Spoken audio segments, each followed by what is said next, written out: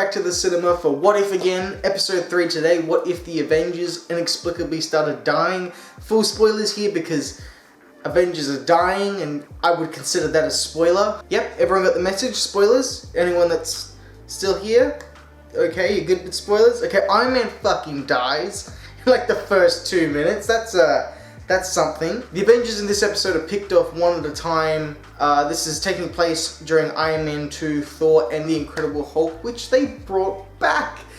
I didn't think I'd see that, but they did, and they acknowledged it, and Betty Ross is here, and we got Mark Norton, Edward Ruffalo. What the fuck? That shit hurts my brain because it's Norton's haircut and clothes on a half-hybrid Mark Ruffalo. That shit will give you nightmares. So where do I start with this episode? I guess I want to start by saying that this is good. This is the first What If episode that I'm like, yes! It's not just one character has been switched out for another. It's not, oh, what if it was T'Challa instead of Peter Quill? Or what if it was Peggy Carter instead of Steve Rogers? This has a lot of changes and things happening. And most of these What If stories are generally pretty dark, and this falls into that avenue. I don't want to say it's perfect and this whole show is amazing now all of a sudden. We've got a good episode. We've got an episode that's worth seeing. I would, even though it's not that great, I would recommend the one with Black Panther as well. But this is the episode that I'm like, yes, the potential, the show is utilizing it. There's a lot of great throwbacks here, lines that intertwine perfectly with the movies. We even had some of the music from the first Thor movie over Thor's hammer when they found it in the desert. Little things like that I pick up on, and that's just great. I appreciate it. And I've seen the Incredible Hulk a billion times. When I was able to recognize Edward Norton's clothing on Mark Ruffalo, that's attention to detail. I thought this was a damn good episode. It was a murder mystery episode, really, where someone's going around taking out the Avengers. And I found surprisingly that a lot of people online couldn't figure out who this was until the end. I don't understand.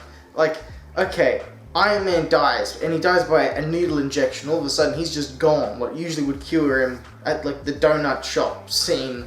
He dies in a donut store. That's kind of funny when you think about it. You start asking yourself what could have killed him. Was it a poison? What the fuck happened? And then Hawkeye's there with an arrow, and all of a sudden shoots the arrow, but it wasn't him. Like, something else was there with him, forcing him to shoot. Okay, that doesn't really make sense either. Then Hawkeye inexplicably dies because of something ingested into his system, something small. And then Betty Ross is like, oh yeah, nah, whatever it was that you tried to inject into Stark never even made it there. There was something else that was really small that got to him first. It's Ant-Man. It's Ant-Man. I knew it was Ant-Man. I was like, oh, fucking, it's Ant-Man, but how? Why? Why is it Ant-Man? What the hell is going on? Or at least it was that technology I knew. And I'm surprised a lot of other people didn't get it. Usually other people are able to guess this shit and I can't. But I got this one for some reason. There's a lot of cool things I liked in this episode. Loki building like an ice fortress inside of the town, the one in Thor 1, waiting for Nick Fury to get this shit together to find the killer of his brother. I found that stuff really cool. I liked seeing the Incredible Hulk stuff again, obviously. Hulk fucking exploded? What the fuck was that shit? I was watching it like, I'm enjoying this episode, and then he started inflating and I'm like, what? And then he got bigger and his head was getting consumed. He was like the blueberry from fucking Willy Wonka and Chocolate Factory shit. And I was sitting there like, then he fucking exploded. Like, I understand it because I've seen the end of the episode, but that's the way they took out the Hulk? Holy shit. Shouldn't it have looked more like he had a heart attack rather than he fucking just blew up? Anyway, nitpick, I was mortified when I seen it. Mortified, that's a show I haven't thought about in a long time. You ever heard of Mortified? Don't ask why I've seen a lot of Mortified. ABC 3, Australian shit, don't worry about it. Like, Mortified.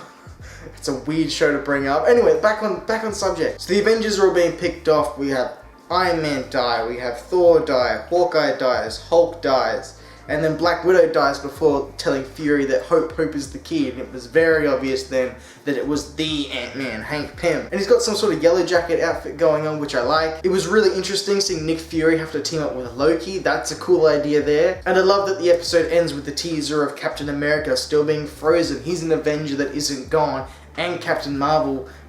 The two of them and Nick Fury might be able to take Earth back because Loki, I mean, the Avengers are gone. Loki's gonna exact his fucking plans, so he takes over Midgard. Does that confuse anyone else when Loki's like, oh, you have until Midgard's next sunrise before, you know, you have to find the killer? Does anyone ever get mixed up and go, alright, Midgard is Earth, what the fuck? Anyway, not the point. What is the point? The point is that this was a good episode. It had a lot of different things mixed up and variables all over the place, and a very interesting story that you could do a part 2 to, but I don't know if I would want to see a second part. I did initially. I was like, okay, that's really cool. I want to see Captain Marvel take on Loki and his army, and whether he could win or not, or whether they could win or not, like the team. But then it's not that interesting, is it really? Would you really want a half-an-hour episode of them beating Loki? Or I don't know. It's just, I think the episode's good on its own, and I don't think that's one we should have a sequel to if they're gonna do that. Who knows what they're gonna do?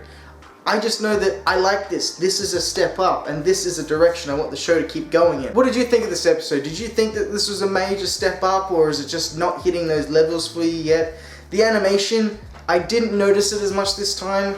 Again, it's got some beautiful, vibrant colors, and it's got some very well and fluid done animation. It's not a style that I jive with. Jive? Is it even a word? Or is that like a very old slang term that no one uses? Like radical. Like that's like Simpsons hitting the run. Radical. Man, I'm getting off topic. Anyway, did you enjoy the episode or not? Let me know. If you haven't already, consider subscribing. If this is something you like seeing and want to see me in your inbox, in your subscription feed, weekly, talking about superheroes and shit, because that's all I do at this point, feel free to hit the subscribe button. Drop a like if you want. Helps me out, helps the algorithm, helps everything keep churning. The YouTube beast that it is. If you've made it all the way through to the end of the video, you're a bloody legend, and hopefully I'll see you guys next time. Bye guys.